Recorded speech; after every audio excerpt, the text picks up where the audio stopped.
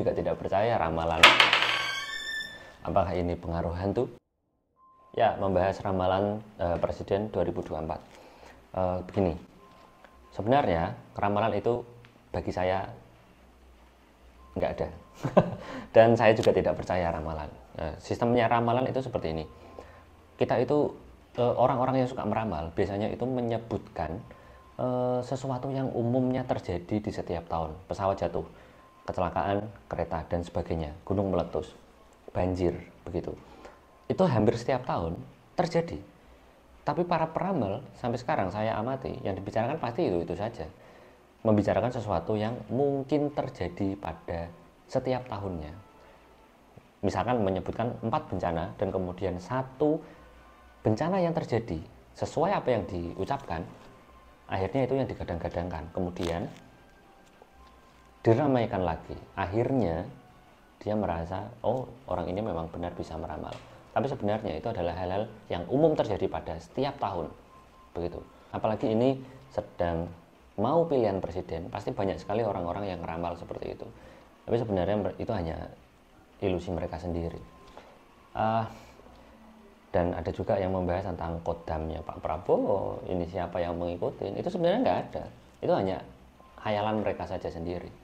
Jadi teman-teman kalau mau milih presiden, ya nggak usah percaya hal semacam itulah. Ramalan ini, ramalan itu semuanya ya kebetulan. Tapi kalau misalkan mereka suruh meramal kapan kuda bisa terbang, saya yakin nggak bisa.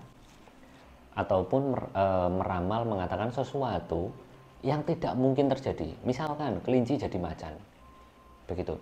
Atau misalkan dia meramal 500 tahun ke depan akan terjadi seperti apa, kemudian dicatat di buku, taruh di museum, nanti 500 tahun ke depan suruh buka anak cucu kita, apakah itu terjadi?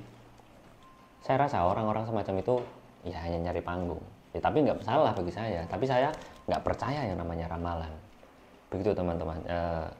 Dalam hal apapun ya, jangan pernah percaya ramalan, karena ramalan itu bisa merusak kehidupan kita. Contohnya misalkan kita diramal kamu itu bakal hidup susah.